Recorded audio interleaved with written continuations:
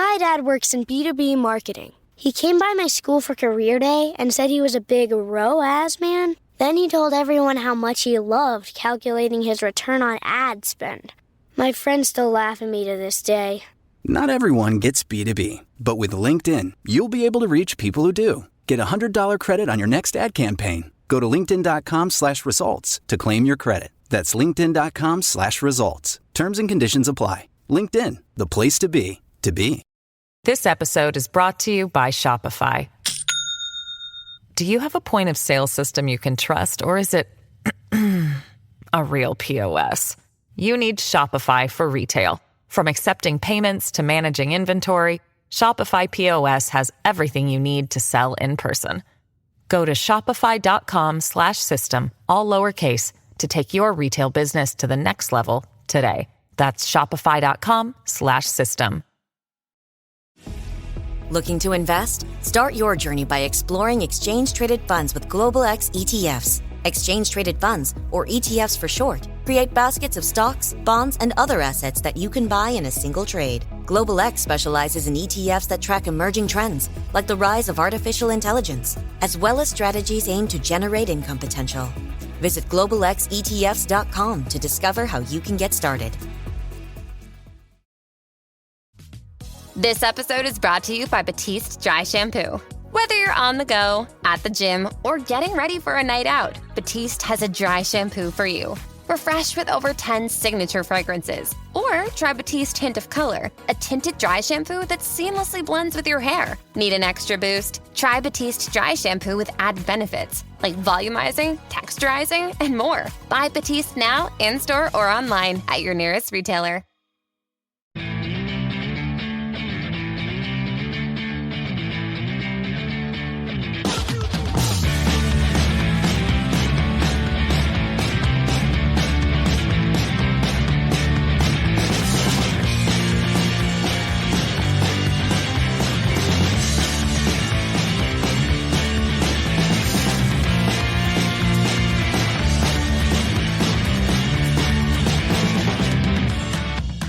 What is going on, everyone? Eagles lose a heartbreaker to the Atlanta Falcons, 22-21. Talking reaction, top takeaways, player of the game, and more. Joining us, he is Shane Haff. Follow him on Twitter at Shane Haff NFL. What's up, dude? So we're doing this all again? Yep. Or we just reliving the end of last season? It's going to be great. Same Can't as wait. 2023. Same freaking thing. Also joining us, here's Rob Langy at Philly_Madness on Twitter. What's up, man? Oh, that was fun, huh? That was fun. You know, I literally got up, started to figure out, all right, I'll walk down, see a drop pass. And the next thing I know, we're doing a show about a loss that just should not have been. That just should not have been. But here we are. Here we are. Where do we go? I mean, how do we start this thing? We got to start with just this. I mean, if you followed us during the halftime show, it was basically a toss-up at that point. And then you get to the second half, and things are looking good, man. The Eagles were controlling time of possession. I think at the point of the Saquon Barkley drop, they were like 6 of 8 on 3rd and 4th downs in the second half. Saquon had like 80 yards. They were moving the ball on the ground. But I'm going to throw it to you, Shane. Was the decision to pass on that play to Saquon Barkley the right move? No. I mean, you have been running the ball all night. You get to 3rd and 3. The Falcons are out of timeouts. Was it 3rd and 3 or 3rd and 4? I can't remember now. Yeah. 3rd and 3. You get to 3rd and 3. The Falcons are out of timeouts. Just run the ball. Run the ball.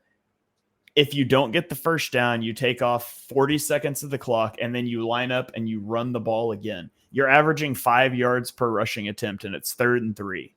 Just go get 3 yards. Let your offensive line win up front. And I mean, we can talk about the play call, and we can say it worked. It was wide open, and it was. And Barkley should have caught it. There's just simply not a scenario where the clock stops on a run up the middle. I'm sorry to interrupt. Like, what was it worse? Like, then not going for it on that 4th down. Yeah, that like for a team that is so analytically driven, like the basic tent pole, the core tenet of analytics is don't kick a field goal to turn a 1-score game into a 1-score game. Like, I mean, first of all, go get a first down and end the game. But second of all, like, what you do in that moment when you make that field goal is you are forcing the Falcons to go score a touchdown. And so you get to a situation where it's a 4th and 10 and they have to go for it and try to throw a touchdown because they don't have the option to kick the field goal. Like, you don't want to put yourself in that situation. Just egregiously mismanaged. I have a bigger issue with kicking the field goal than I do with the third down throw. And equally just pathetic defense to back it up. Where's the defense that stonewalled them the drive before and gets a 4th and 1 stop, and you just come out, no timeouts, easy completions to the sideline, out of bounds? Just, it's pathetic all the way around. I have not seen a more pathetic, blown game in a long, long time. I don't understand why coordinators play so soft in those type of situations. Play the way you've been playing all game long. Why change it up, man? The defense was Swiss cheese on that final drive. 70 yards in 6 plays in just a little over a minute, man. We all saw it coming. Rob, was that the right move to throw the ball to Saquon in that moment? I mean, I hindsight, no, it was not. What sucks is the play call itself worked if he catches the football. But like Shane said, I mean, listen, when you look back on it, you want that clock running. Shane brings up a great point that I didn't even think about, which is, why do you even kick the field goal there? Because even if you don't get, God forbid, you don't get that 4th down, you still lead by 3, but now there's 40 seconds less on the clock, and now they still were deep in their own territory and have to go down the other end of the field. But listen, okay, I understand the defense had that nice stop there in the 4th quarter, but this defense is terrible. They have 0 pass rush. Bryce Huff has been an abomination so far. I mean, tight ends are taking Bryce Huff out of the game, not just the offensive tackles, frigging tight ends. That's an issue. And it's just, it's the same old story. This game reminds me of years ago. They had a home game against the Chicago Bears. Chicago had like a minute left on the clock, no timeouts, had to go 95 yards for the win. And Chicago goes down and wins the game in the last second. Very similar to what we just saw here today. That's what this reminded me of. This team's not good enough. I mean, they're not. Not with that defense. And, look, the offense controlled the time of possession in the second half, but you've got to get some sort of pass rush from those 4. And you see what happens because they can't. They blitz in that one play that Darnell Mooney gets his touchdown because they caught him on the blitz because they still couldn't get home. I mean, it's just there's and God bless this team going up against what looks like a unbelievable offense next week. Yeah, Kamara's going to kill this team, man. The thing about being aggressive on 4th down is you have to commit to it, because any given time it cannot go well, even if the numbers say you should go. But if you consistently do it over time, you will end up in the positive. So tell me, why are we going for it on 4th and 4 in the first quarter from the 9-yard line when a field goal would help? And then we're choosing to kick the field goal on 4th and 3 when it absolutely doesn't do anything.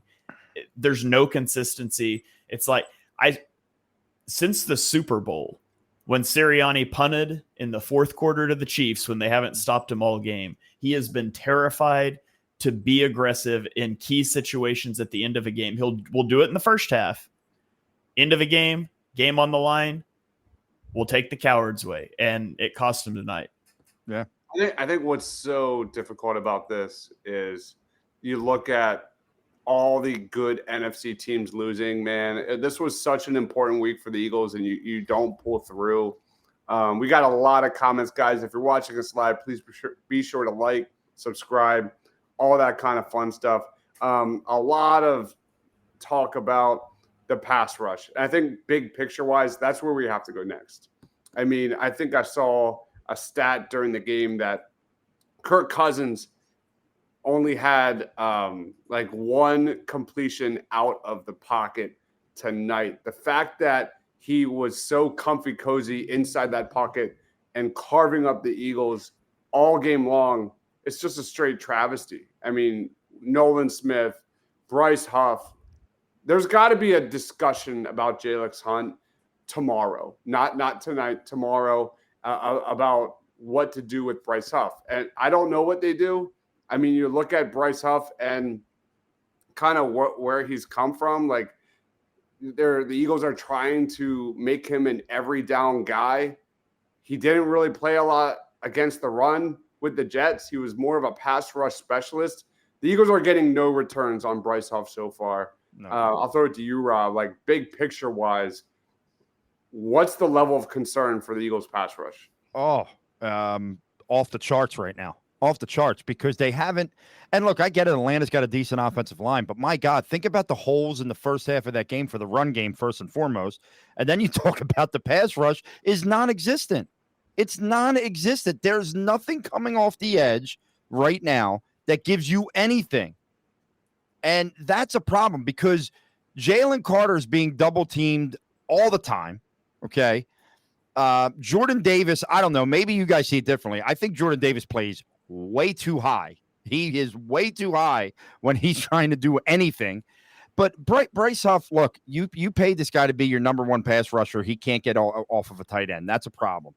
Nolan Smith still just looks like Nolan Smith. Josh Sweat, meh.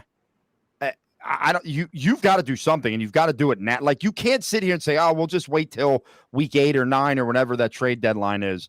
You've got to figure something out, and you've got to figure it out right now, because with that, doesn't matter how much you've improved your secondary, which on that last drive didn't look very improved, but it doesn't matter how much they're improved.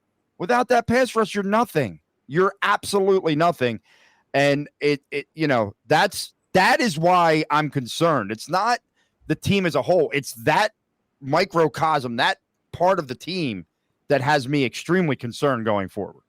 It's really bad when your two best pass rushers were Milton Williams and Thomas frickin' Booker. That's an embarrassment. What about you, Shane?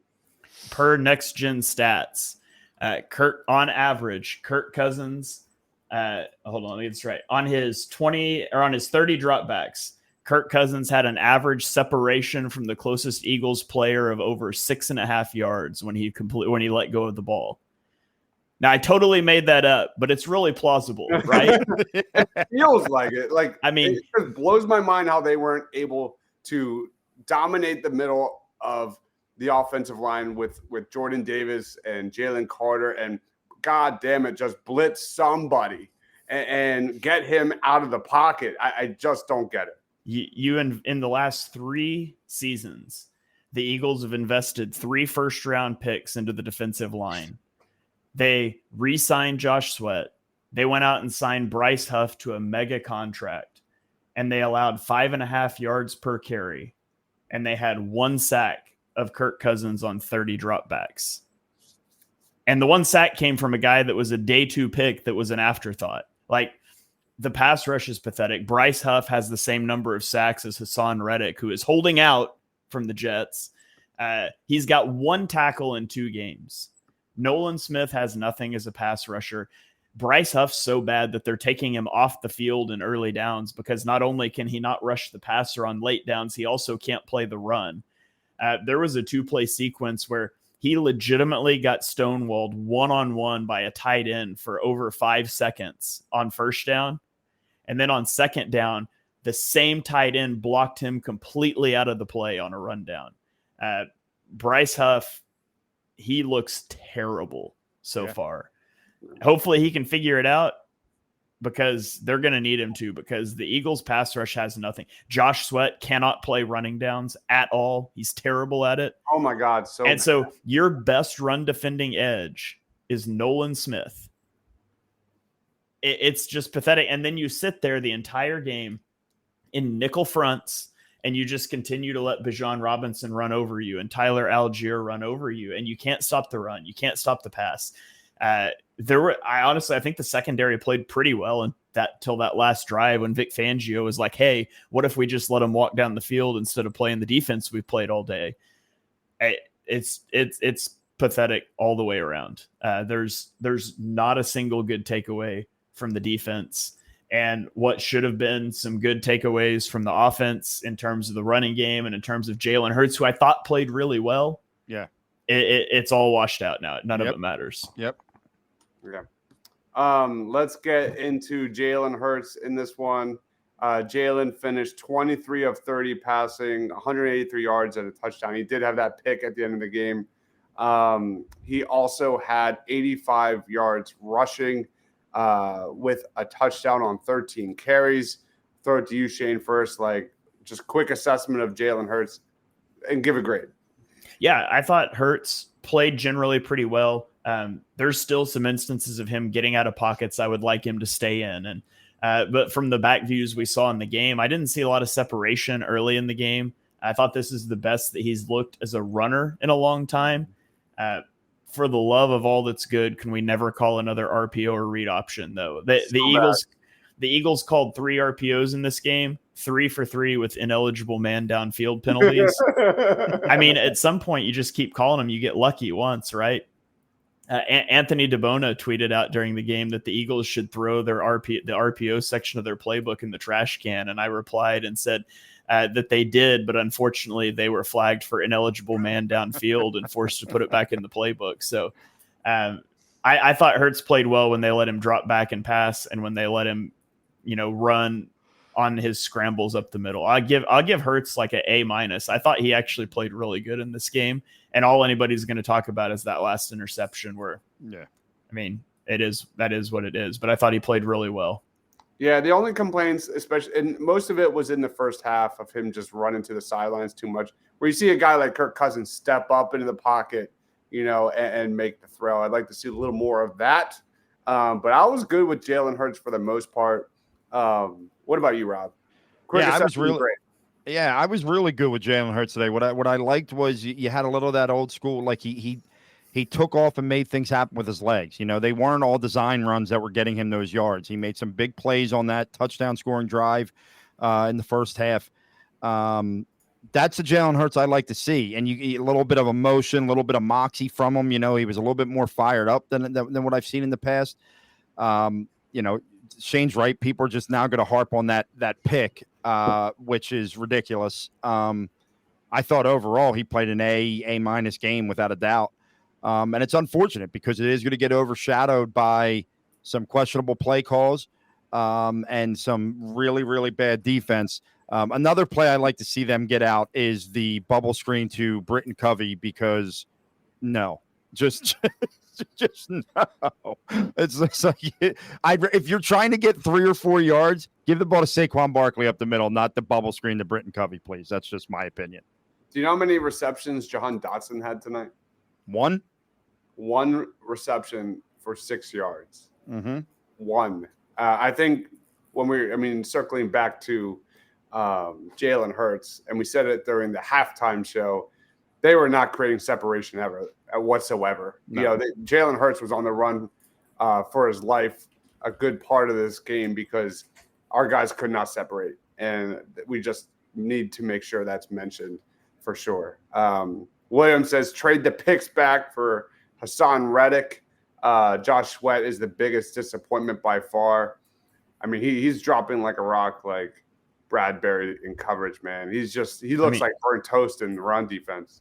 In the final 5 games last year, Hassan Reddick had 0 sacks and 6 tackles. Like, let's not act like Hassan Reddick was great last year. Right. And he wants a mega contract too. He's not playing here on that contract or he would be here.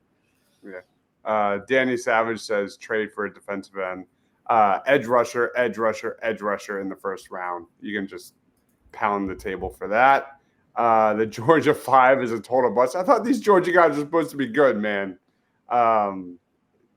Ain't happening. And we talked about on previous shows how Jalen Carter how vital he is to taking that next step. It's not really happening. The Saquon drop was bad, but they're not even the game without him. I thought let's go to that next. We'll talk about Saquon. Saquon Barkley finished with 22 carries on 95 yards. He also added 21 receiving. I'll throw it to you, Rob. Quick take on Saquon. Like, watching him run is like watching Devontae run routes, man. Yeah. he's such a smooth runner. He's such a satisfying runner. Like, there were so many times last year where I know it's weird, but like, because we lost, but like, I still am comfortable with Saquon in this offense going forward because of the element he brings that they lacked last year. Oh yeah, 100%. I mean, look, he's a stud as a runner, and unfortunately, this game is going to be remembered for the drop. Whether you agree with the play call or not, ball probably has to be caught. And it wasn't, and you see what happens after that. But listen, the guy's just a stud runner. I mean, he cuts on a dime. He's smooth. Everything about the way he runs the ball is beautiful to watch. We haven't seen that a guy that could be a bell cow like that. So I mean, it's that part's exciting. It's just it's really hard to talk about any of these guys in a positive light right now because this loss was just so absolutely embarrassing at the end. It's and bad. I don't know if I've even come to grips with what the hell I just witnessed, to be entirely honest with you. Yeah. We got a Falcons fan in the comments here saying I'm a Falcons fan and I can't believe they won that game. The Eagles prior to that third down play had a 98% win probability. Oh my God. After that third down play, they still had a 97% win probability. And for it to end like that, I mean, the Barkley played really well. Barkley brings a lot to the table. He had some really good runs. He had some really good reps and pass protection. He converts that third down on that little motion swing pass that I hate on like 3rd and 3, but he put his shoulder down and gets the first down and unfortunately drops that last one. And you can't have that. That seals the game. The game's over if Saquon catches that and he's wide open. Game's also over if Devontae Smith catches that one at the goal line. Now, that one is a little bit, that's more a really good play by a safety. That one, I wouldn't, if I was charting it, I wouldn't chart that as a drop, but that's another one. Like Hurts puts the ball more out in front. The safety can't make a play on it and he doesn't. And so it's a contested catch and it's a testament to how good Devontae Smith is in contested catch situations that I was legitimately surprised when the ball came out. But in a game of inches, it all matters. And at the end of the day, when is the last time this Eagles team just beat up on an opponent? Well, I know the answer because I tweeted it earlier this week, but go ahead, Rob. It's funny you say that, Shane, because thinking I was coming on here to talk about a win, I was going to come on here and say, the one frustrating thing is this team just doesn't beat up on anyone. And that was going to be my takeaway. Like, hey, nice. Yeah, you got the win, but man, this team really needs to start beating up. And I just don't think it's possible with the way that they play. And lo and behold, they end up losing the game. And now it even looks worse. Like, they listen, you get no points on that drive that honestly, you got down there running the football in the first half. And then you went to pass to Britton Covey pass. Yeah. To me, just keep running the friggin' football and put it in the end zone there. You had them on their heels. So there's that. There were opportunities in this game for you to put this thing away early, and you didn't take those opportunities. And here you are. You're sitting here now at 1-1, going into a really tough road game next week. But yeah, I mean, if they can't beat up on teams, they're not. I don't know if they're built to win these close games all the time, to be very honest with you. Yeah, that needs to be their bread and butter. Like, we know this defense is going to have its ups and downs this year. And it might be more downs than ups, but like that offense, they cannot afford to make mistakes like that, to make drops like that in these crucial situations. They're just not built for that. Yeah, the last time the Eagles won a game by more than a possession was last year against the Dolphins. At 12 straight games that they have either lost or that they've won by less than a possession. You can't make a living doing that. Like when you're in a one possession game, all of a sudden one dropped pass makes you lose a game. One busted coverage and you lose a game. Just go beat up on a team. You're playing a quarterback that can't move with an offensive line that got obliterated last week. Go dominate a game. And the Eagles do not do that. They have not done that in almost a calendar year. And if you continue to play these close games, you're going to continue to squeak by some weeks and you're going to lose heartbreakers the next week. And that's what the Eagles have been for the last year. And I'm sick of it. I'm sick of the Eagles playing down to their competition. You lose AJ Brown for this game, and that sucks. There's a lot of teams that would love to have a top 2 offensive weapons option of Devontae Smith and Saquon Barkley. You got to go put points on the board. You've got to go be able to get stops. And you couldn't do it. And you cannot continue to play games like this. Eventually, you have got to stop playing to the level of your competition, or we're just going to do this all year again. Yep. News alert: the Eagles do not have a TJ Watt on this defense. So yeah, there's only like one other team in the NFL that has an equivalent player. So that was, and now we talked about it on Birds of the Round Table and Party on Broad. The Eagles pass rush versus this Falcons O-line, and getting Kirk Cousins rattled inside that pocket. That was the difference. Any other takes before we get into our Eagles player of the game? The only take I'm going to see, just looking at some of the comments, and it's only happened a couple of times, but we're all under the impression that Kellen Moore calls the plays now, right? Like that's not up for debate, right? Right. Because here we are again. Now it's still all Sirianni's fault. Now I agree with what Shane said. Sirianni makes the call to kick the field goal, not go for it on 4th down. But guys, you can't blame this guy for everything. Okay, like he didn't drop the pass. He didn't decide to play that defense at the end of the game. And honestly, I actually thought towards the end of the game he was coaching it pretty well. Like when he declined the offsides penalty when they tried to give the Eagles the 1st down before the 2-minute warning or whatever it was. I thought, just relax. It wasn't a great game by him, obviously, but the players lost this game today. Let's not get ahead of ourselves here. The players did everything they could to lose this game, specifically on the defensive side of the ball. Yeah. Shane, any final thoughts before we roll on? No, I'll sit on it for a while. All right, let's get into our Eagles player of the game.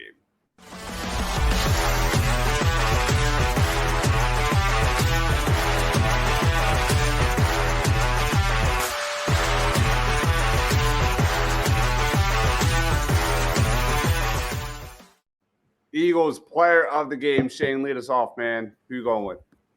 I would give it to Chauncey Gardner-Johnson, but he already retweeted the Eagles tweeting his celebration after the 4th down stop, and that's one of the biggest loser moves that I've ever seen from an athlete. So I'm not giving it to Chauncey Gardner-Johnson because we're talking about how cool our celebration is on Twitter after we just blew a game like this. So I'll give it to Devontae Smith. 7 catches, 76 yards, a touchdown. I thought he played good.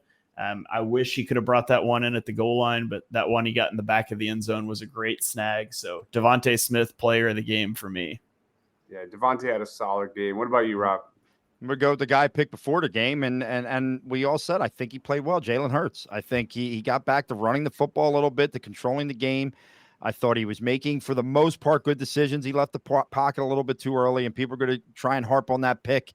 He had a guy slamming him as he threw that ball. I don't know why they felt the need to go deep there, but that's besides the point. I thought overall Jalen Hurts played a decent, a good enough game for this team to win, and unfortunately, it's marred in despair at this point. Yeah, this is a hard one, Marshawn. I'm going to go with Milton Williams, showing some sort of life for this Eagles pass rush. He's a guy that probably needs to start getting more playing time, and that's all I could think. I can't give it to Saquon with that drop. I just can't. Yeah. It's just too brutal. Let's roll on to our grades for tonight.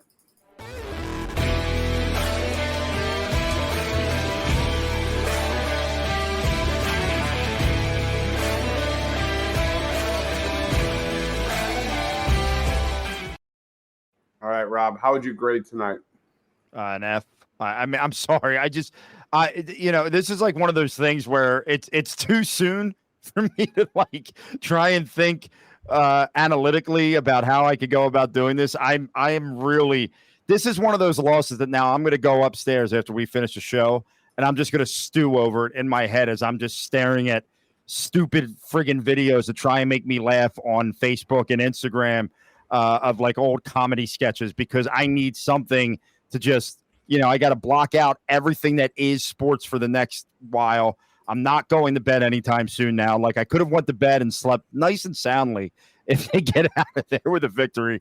Now my night's ruined. So because of them, these bastards, I was sick all week last week. I finally started feeling good on Sunday, and now I feel sick again. So screw you guys. You get an F from me. Even the strength of the team, the secondary, they were missing tackles left and right. Like that, whether it was Slay or Blankenship or where was Slay looking on that touchdown pass to London? Jesus Christ. I don't know if he ever even looked at Drake London. He was just looking in the backfield the whole time. Yeah, that was a bad look.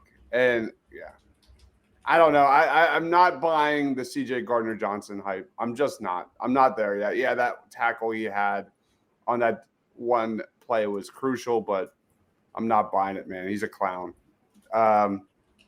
Shane, what's your grade? And it's tough because, all that matters is you lost. And I would have otherwise said the offense played pretty good, but I'll give it like a D-. The defense, regardless of the fact only 22 points were put up, the defense was pathetic all game long. Can't get pushed around by the run like that. Can't give up that long drive. I give it like a D-. Jalen Hurts, hero ball. Why do defenses play him like that's what they do? They stack the box. They make him beat teams with his arm. And we said this at the beginning of the show. I thought the receivers really struggled getting open today, and the loss of A.J. Brown was there. And by the way, A.J. Brown's here. What's up, A.J. Brown? Saying the entire defense got cooked. And he's apparently out, not just tonight. Apparently, he told Lisa Salters he's out for a couple weeks. So here we go. Joe Mark says Zach Bond is my MVP. He was everywhere on the field. I think our over/under for tackles for Zach Bond was 9.5, and today he had 37. He had 9. I win. I picked the under.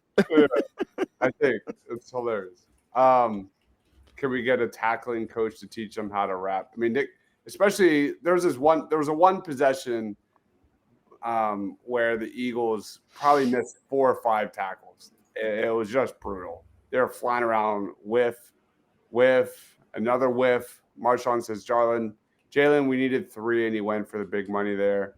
How are we about to draft a quarterback in 2025? Wait, are they saying that like this? They're saying Jalen didn't check into that. That was the play. I don't remember anybody coming to the line and checking into that play. Yeah, maybe I missed it on 3rd and 3 there where he passes to Barkley. No, that Nick said in the conference that, or in the post-game conference at the podium, that basically if it wasn't wide open, Hurts was supposed to sit down to take the sack, run the clock, and kick the field goal. Jesus. Yeah. Which is also just stupid that you're planning on 3rd down to kick a field goal on 4th down. But yeah. All right. Let's do, I guess, a fun segment for tonight. Our Eagles game 3 words or less.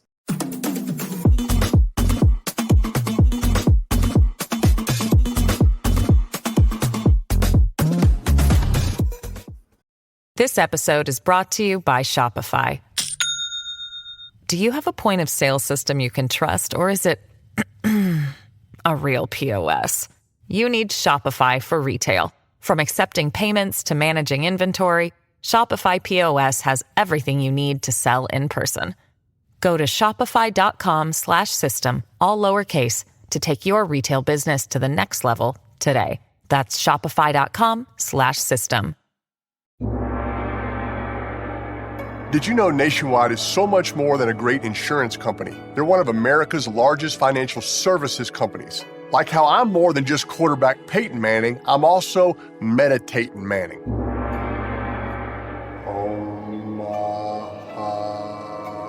For your insurance and financial needs, Nationwide is on your side. Nationwide Investment Services Corporation, member FINRA, Columbus, Ohio. Eagles 3 words or less. I'm going to lead it off. I never get to lead off these things. I actually have one off the top of my head. Bench Bryce Huff. He's giving you absolutely zero. One tackle in week 1. I don't even know what he had tonight, but pretty much the only highlights from Bryce Huff so far through 2 weeks, the dude is just flopping on the ground. He is not ready. I don't know what he needs to do to get himself going this season, but he's just not there. Give it to Jalix Hunt. Let's see what we got in Jalix, who showed, I thought, way more flashes than him during the preseason. At least we know Jalix Hunt can drop back in coverage, and he's an excellent athlete. He could probably defend the run even better than Bryce Huff. So bench Bryce Huff, man. He stinks. What about you, Shane? I'm going to go with incompetent situational football. Just everything about the last 2 minutes is all things that you should be thinking through on a chalkboard, in a locker room, and in a coach's office during the week. It was pathetic. So incompetent situational football for all the reasons I mentioned earlier. All right. We have Brett Eclipse saying Nick Foles disgraced. Travis is saying fumbled the bag. Marshawn saying free Saquon Barkley. Brett Eclipse saying AJ get well. That's a really good one. Did you see them break the news tonight that he's going to be out another week as well? I didn't know that was public info. Well, and they just like said it so nonchalantly, and then like Troy Aikman's like, I guess he's out another couple weeks too. It's like, can we go back to what Lisa Salters just friggin' said on air live? Like, what the hell's going on here? We have a bench Jalen Hurts. Oh my God. My goodness. 250 million mistake. Unbelievable. We got a few coming in on Twitter too. We had Winston says, well, that sucked. And then Josh like stole / improved upon his answer and said that really sucked. We've got a fire Nick Sirianni coming in from Joel. You saw that coming. I talked about that this afternoon. Yeah, we got another fire Nick Sirianni from Garrett. So lots of angst on Twitter for sure. Every week, you guys be sure and go over to the Eagles Pin Poll Twitter account and tweet your 3 words at us. So even if you're not watching live, it's too late. You're an old person that needs to go to bed and listen on the drive into work in the morning. You can still be represented on the show. So be sure you do that every week. I said at 5:30 this afternoon, if the Eagles lose today, it will not take long for the first fire Nick Sirianni, regardless of if it was him or not. And lo and behold, all it took was our 3 words or less segment. By the way, mine is just very simple. That just happened. There's nothing we can do about it. That just happened. You have to live with that now for 6 days until they got to go face this team that is blowing the doors off of every opponent on Sunday. That just happened. Unbelievable. Oh, my God. I'll be up till 5 a.m. now. Jesus Christ. All right, Nate, some final comments here before we wrap up tonight's program. Nathan says Nick's end game management is inexcusable. That is his job, literally all he does. Shane, give hope. My gosh. Can I ask a question? Absolutely. There's a lot of bad language in the chat tonight. I can't show it. It is rated R in that chat tonight. Did Jalen Carter get hurt in the first quarter and miss the rest of the game or something? I did not notice him at all. 1 tackle, never noticed him on the field. What are we doing? Like, where was he? Did he play? Like, I'm legit serious. Did he tweak a hamstring and not play very much? I didn't notice him at all. I did not notice Jordan Davis beyond that pass breakup, the pass he batted down. I think it was on the opening drive. I'll tell you who I did notice. Thomas Booker. Yes. Thomas Booker had a good game. Yes. He made some splash plays. It's really sad that Booker outplayed Jalen Carter and Jordan Davis from the initial view. Maybe I'll be wrong. Yeah, that was one I of didn't my notice those guys at all. That was one of my notes again, where thinking they were going to win, I was going to be like, man, let's talk about the Thomas Booker game. And shit, You see, Rob, your big mistake was that you keep your notes for the post game in that Google Doc you forgot you shared with me a couple of years ago, and I just steal your stuff. I did not try and be positive, Marshawn. I am not positive right now. I am trying not to say the words that you're all writing in the chat. That's what I'm trying to do right now. Yeah. Cameron's right. Jalen Carter did have that one pressure that got him out of the pocket and forced an incompletion. But outside of that, there wasn't a lot. I meant when I said it at the start of the show, like Thomas Booker and Milton Williams were your two best defensive linemen tonight, and that's inexcusable.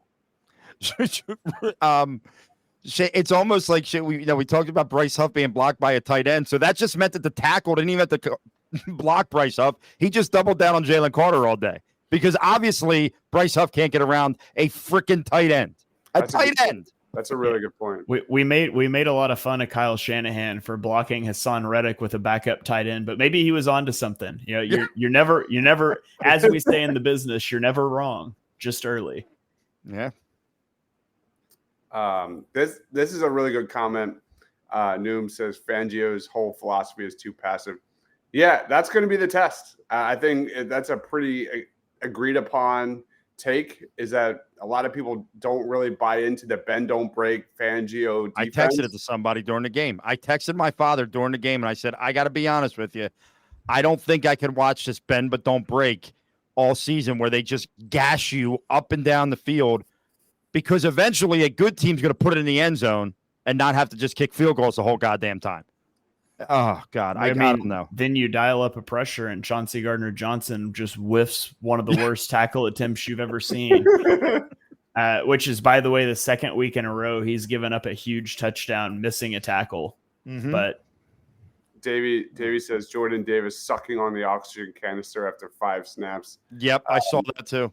Have we even seen Jordan Davis since he chased Josh Allen? No. Well, you could see him because rumors are he's still chasing Josh Allen. He has zero leverage when he's rushing, and he's higher than everybody else. He's standing straight up, so you could see him. He's just not doing anything. The one deflection was nice. We never get deflections on the defensive line. I was happy about that in the first half, but it's not enough. It's just not enough. Still love me some Quinion. I will say that. Still love me some. Yeah, he got beat a couple times. That's going to happen. But he also made a couple nice plays. I thought he had that pick early in the game. That would have been huge. Chris Lindstrom neutralized Carter. Yeah, you're right. He's one of the best guards in football. We should apologize to Sean Desai. Vic cannot save this defense. Marshawn's trying to go at your heart right now, Deibs. Marshawn is one of the big storylines was who's going to play the slot. It looked like Devontae got most of the snaps, not Rodgers. Bryce Huff legit stealing money. Booker needs to get a sack and do the spinneroni. Is that what it is? Spinneroni? I don't know. What's wrong with Bryce Huff? Where was the pass rush that entire last drive? I'll tell you what's wrong with him. He stinks. That's basically what's wrong with him. He stinks. He looks like he's in the wrong defense. That's just my take. Is that the Vic Fangio defense is too much for him, and they're asking too much of it. I don't know. It doesn't look like they're asking much of anything from him. Really? To be honest, I mean, I haven't looked at the tape like you, but like he doesn't look like a 3-down edge rusher. No, he does not. Nope. All those picks and money, and you get a bad defensive line. I love the way you just edited that for everyone. Georgia boys all bust. Miss Sidney Brown. Oh my God! Stop it. No, I read that wrong. Never mind. Yes, I agree. I read that wrong. I read a different Sidney when you said that in my head. I'm sorry about Quinion in a passive deep. I mean, that's what Quinion is. He's a guy that can play 10 yards back and click and close. That's what he does. Quinion had to everybody that always complains about playing off coverage, is like 3rd and 3 or 3rd and 5, and you play 10 yards off. And why do you do that? Go watch that first pass breakup that Quinion Mitchell had, because it's teach tape on playing off coverage. I think it was a 3rd and 5. He's 10 yards off, just he's sitting there. He knows where the sticks are. He knows there's like a 90% chance the route's breaking in or out at the sticks. And as soon as he sees it, he drives down on it and breaks it up at the catch point. Like, it's teach tape. That's what Quinyon is so good at. And, you know, I think they got Quinyon a little bit tonight, but I still think Quinyon had a good performance, and I'm excited to go back and watch him. I just think he's going to be really good. And that was one example. While we're talking about like passivity, like being in off coverage doesn't always mean you're being passive. And it's a technique Quinyon is very, very good at, and it's something you're going to see him do a lot. Hurts doesn't have that it factor. The decision-making in the last 2 minutes of the game needs to be questioned. I disagree with that. I agree the first game, he had a couple of bad, 2 to 3 bad plays. And look, he you know, listen, if I love to go back and see the play, because I feel like he may have had the receiver open and he got hit, which disjointed the throw a little bit. But, you know, he threw 2 passes, guys. It's not like and one was a really good throw to Dallas Goedert over the middle. Jalen Hurts in his final 5 drives of the game that did not have less than 35 seconds on the clock, he went 11 plays, 70 yards to score a touchdown at the end of the second quarter. 11 plays, 59 yards for a field goal, 17 plays, 70 yards for a touchdown, 11 plays, 29 yards for a field goal. Like every drive, the last 4 drives of the game, barring a kneel down with 5 seconds left and barring a 34 seconds, we've got to try to get into field goal range, which, by the way, means pushing the ball downfield into coverage. He led 4 scoring drives. I don't know what more you want from the guy. Jalen Hurts is not the reason. There's a lot of people you can blame. Phil, are you okay? Phil, blink twice if you're okay, dude. There's a lot of people you can blame for this loss. Jalen Hurts has no culpability in this loss. And if you're trying to say that he does, you're trying to push an agenda that you've never liked Hurts to begin I was going to say you had made that decision before this game if that's what you're trying to push right now. Yeah, absolutely. We need another comment from Phil. No lie. I think he's had too many like pina coladas. He is saying I am okay in the chat. I see an I am okay. Okay, good. All right, good. But blood is everywhere. I would like I feel like we need a picture. All right. Steven says Jalen was fine. Bad decision making from coaches, just like last year. Yeah, that's just like 2023. That's the my 3 words or less for the Birds. Let's wrap it up. Rob, final thoughts on this one. Plugs. Time's yours. Final thoughts is I just want to thank the almost 3,000 people who tuned in after that miserable game to hear us rant for 45 minutes. Final thoughts are, you know, this is a bad one. You know, when I came on this afternoon and tried to tell people to stay calm, even if they were to lose a game, I didn't think it was going to be lost in this realm. This changes things a bit. And you know, you might be staring right down the hole of a 1-2 record. You know, when you had an opportunity to maybe get a leg up on the rest of the NFC, and now, I don't know, man. I don't know. It's a lot of work you need to do in 6 days before going up against a team that's put up 40 points back-to-back weeks. So, yeah, here we are, and they're gonna have the resiliency tested right here against a lights-out offense. Yeah. We'll see what happens, man. Shane, plugs, final thoughts. Time's yours, man. All of you that are watching here live, thanks for tuning in. Be sure you go subscribe to the Eagles Pin Pull Network. This podcast audio will be dropping on there, and we've got 5 other weekly shows that are long form shows. We've got daily update shows, so be sure you go subscribe to that. And yeah, I mean, the Eagles are in a tough spot now. They wasted a prime opportunity to gain a game on the Cowboys, on the 49ers, and on the Lions, who all lost this weekend. And instead, they squandered it in the home opener. And now you have to go on the road on a short week to the Superdome to face a Saints team that's got like a plus 62 point differential right now. And so it's a tough spot for the Eagles to be in. They're going to have to rebound quickly. And they're going to have to get ready to go beat the Saints. And I don't think that's going to be an easy job because the Saints are looking really good this season. You got the Buccaneers the week after, who are also 2-0. So it gets harder from here, especially if A.J. Brown is out. So hopefully they can get it together fast. And it is pretty doom and gloom in our chat tonight, understandably. But thank you, everyone, for watching. We'll be back tomorrow night, or I guess tonight. It is past midnight for Birds of the Round Table, as well as Armchair Scouts, previewing college football week 4. I think we're in now. I don't even know. But takeaways from this Eagles-Falcons matchup, and then we're going to preview Eagles versus Saints. And I already picked my matchup for the week. It's the Eagles pass rush versus Derek Carr. I think that's a pretty good choice. So that is 8 p.m. and 9 p.m. Tuesday night. We'll see you then. Shane at Shane Half NFL. He is Rob at Philly_madness. I am Deibs, Mr. Crockpot. We'll see you on the next one. Stay awesome, everyone.